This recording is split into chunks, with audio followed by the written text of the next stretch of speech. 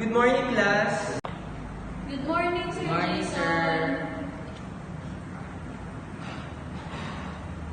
So today we'll be discussing about displacement, velocity, and time.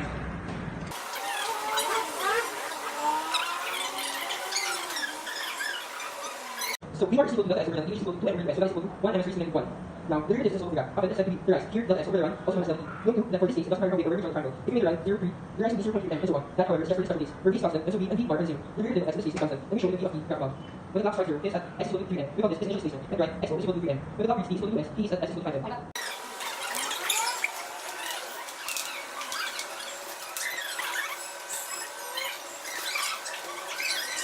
The last here is s equal to m. Because this initial displacement is s equal to m. Note the last t is equal to s, t is s equal to 5m. So what's t? Then answer. Okay, so this is the statement times this statement. So this is equal to time. This is equal to m s. So that's equal to s. 1 s is 1. Now this is a case. Remember this is this is how this is just settle. What is counting for percent? Start percent. This is counting percent. For percent. This is counting percent. This is actually 1%. Even if you're counting this is like actually very hard. It's actually is v bar. Also v bar.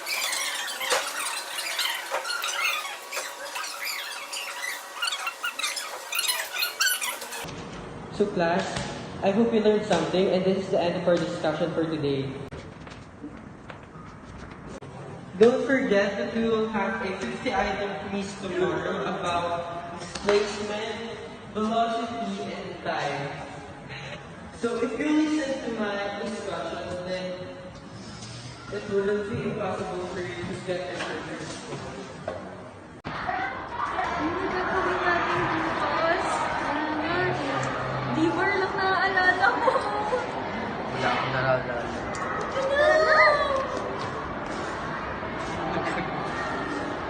Ano nagkagawin ko sa buhay ko? JC, anak! Kumain ka na dito! Anong oras na?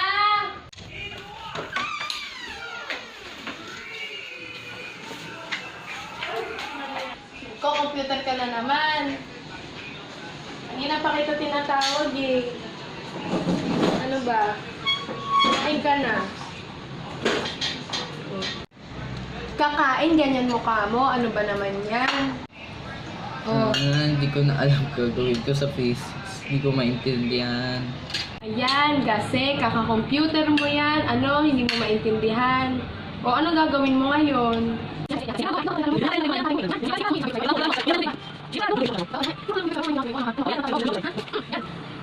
Alam mo, mag-search ka. Pati ka mag-search, gawan mo ng paraan, ha? Hindi yung ano, mukmok ka ng mukmok, tapos ano, bagsak ka na naman, ha?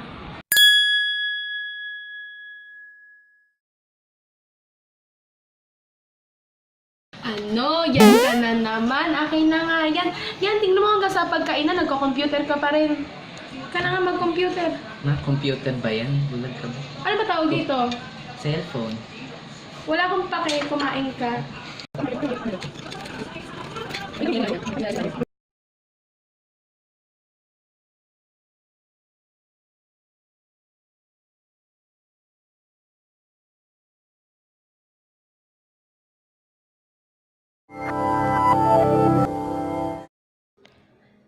Every discipline of science has its very own special language, the way it communicates the ideas that it investigates.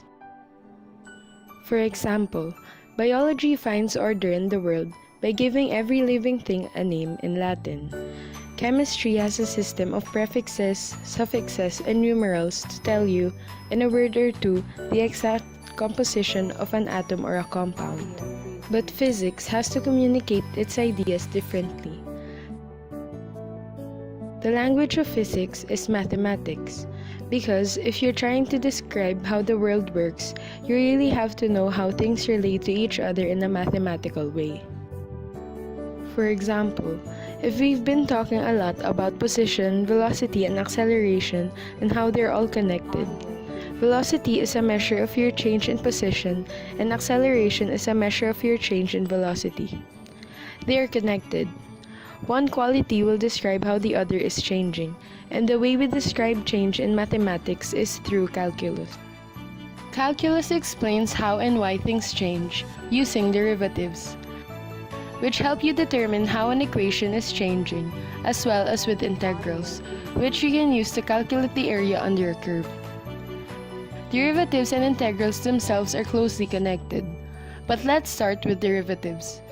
You probably won't be able to go straight from this lesson to your calculus final, but hopefully in about 10 minutes, you will be able to understand some of the maths that scientists have been using to think about physics for the last 400 years or so. And you'll also have a new way to fight speeding tickets, just in case.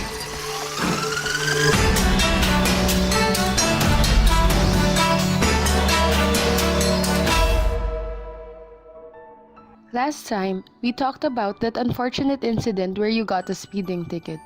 Your speedometer was broken, but because we knew your acceleration, we were about to calculate how fast you were going when the cops pulled you over. So now, let's talk about what happens next. Say the police drive off. You're ready to get back on the road, so you hit the gas and zoom forward, moving faster and faster. But in this scenario, we don't know your acceleration. We only know how much your position is changing over time. In this instance, your position happens to be equal to the amount of time you've been driving squared. So we'd write that as the equation x is equals to t raised to 2. 20 seconds in, you pass a detector with a sign that tells you your speed. You keep driving, foot still on the gas, before you realize what number you saw on the sign. And oh no! You just got a speeding ticket in the last episode for doing 126 km per hour in a 100 km per hour zone. And now the sign says you're going even faster. Now, you want to know if the number on the detector is accurate. In other words, you want to find your velocity at the exact moment you passed it. That velocity is just a measure of your change in position, its derivative. So, to find your velocity, we'll need to find the derivative of your position. And in order to determine that, we first need to talk about limits. Not speed limits, I mean the derivatives kind. I'll explain.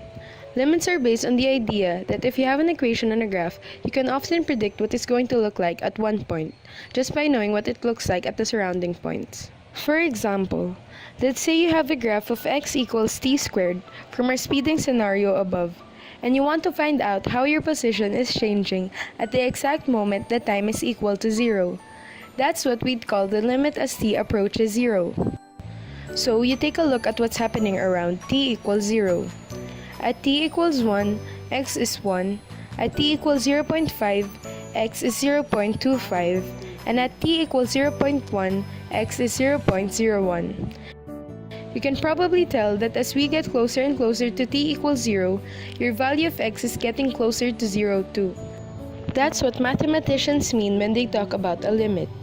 Limits are useful because they can help predict what happens as you make intervals smaller. An interval is just a range in a graph. It's the space between 2 points on the horizontal axis. So, the first thing we can try is calculating your average velocity over the interval from 15 to 20 seconds. To do that, we use an equation that we talked about last time. Your average velocity, which is equal to the change in your position, divided by the change in time. That turns out to be 35 meters per second. Problem is, it's just an average. It's not exactly how fast you were going after 20 seconds of acceleration when you passed the detector.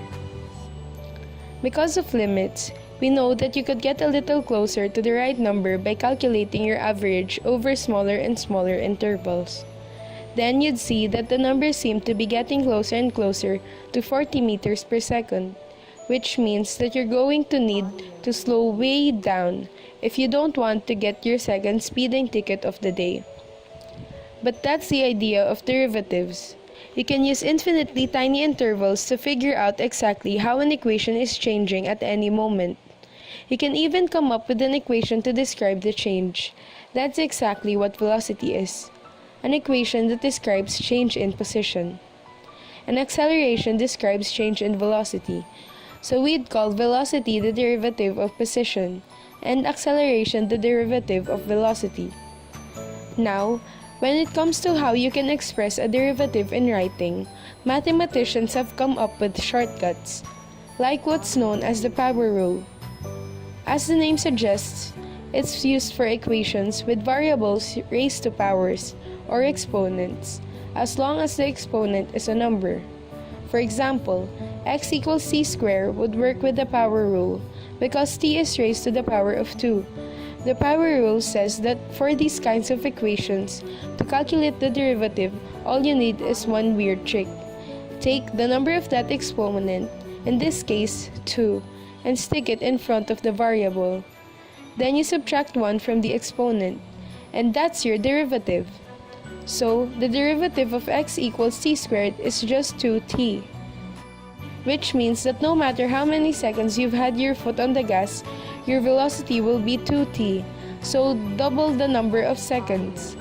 After 5 seconds, you were going a modest 10 meters per second, but after 20 seconds, you were going a full 40 meters per second, which is not good.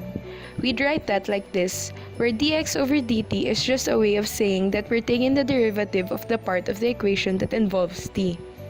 Or as a mathematician would put it, we're taking the derivative of x with respect to t. You'll also sometimes see this written in a different way. If f of t is equal to t squared, then f prime of t is equal to 2t. X equals 7t raised to 6 is another power style equation. It has a variable t raised to a power 6 with a number in front of it, 7. The first thing we do is take the exponent and stick it in front of the variable. But there's already a number in front of t, which is 7. So we end up multiplying them. 7 times 6 is 42, then we subtract 1 from the power that t is raised to. So we end up with 42t to the power of 5. Same goes for equations where the exponents are fractions or decimals. So the derivative of t to the power of 1/2 is half to the negative 1/2. It works for negative exponents too. The derivative of t raised to negative 2 is just negative 2t to the negative third. Now, there are a few more equations whose derivatives you should understand. Trigonometry, which we use to calculate the angles and sides of triangles, is going to come up a lot in physics because we'll be using right-angle triangles all the time. So it's a good idea to know how to find the derivatives of sine x and cos sine x. Sine tells you that if you have a right-angle triangle and x is an angle in that triangle, then sine x will be the length of the side opposite that angle divided by the hypotenuse. Cosine does the same thing, just with the side next to the angle divided by the hypotenuse. So their graphs tell you what those ratios will be, depending on the angle.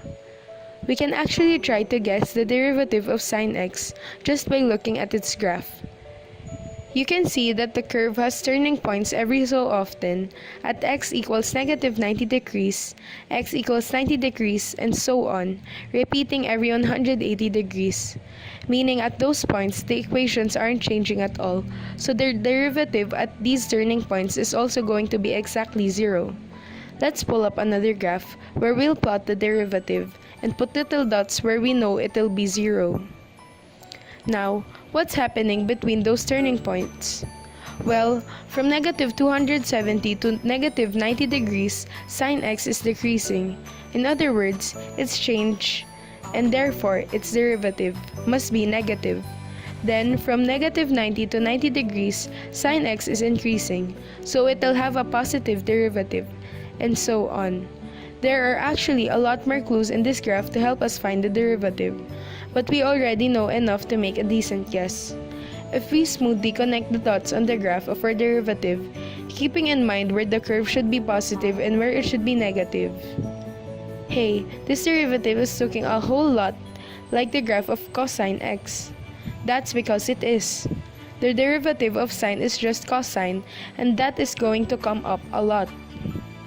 So will these, which you can work out on your own by repeating what we just did with the graphs of sine x and cosine x.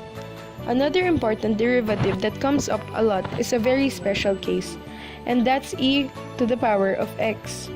The derivative of e to the power of x is just e to the power of x. Yep, that's it, no matter what. In fact, that's one way to define e, which is kind of like pi in the sense that it's a simple letter representing a very specific irrational number. about 2.718, but with more digits after the decimal point that go on forever. It has all sorts of uses in calculus, but it also shows up when you're studying things like finance and probability. Armed with all these ways to find derivatives, you could take pretty much any equation of your position and calculate its derivative, and therefore your velocity. In the same way, you could take the derivative of your velocity and find your acceleration. But there's still a whole other part of calculus that we haven't talked about yet, integrals, which will let you do this backwards. With integrals, you can use your acceleration to find your velocity and your velocity to find your position, but we'll save that for next time. Today, you learned about limits and that derivatives use them to describe how an equation is changing. We also talked about a few different kinds of derivatives: powers, constants, trigonometry, and e raised to x. Like our video and subscribe down below. Also hit the notification bell down below. Our links are all down in the description. Thank you. Thank you, bye.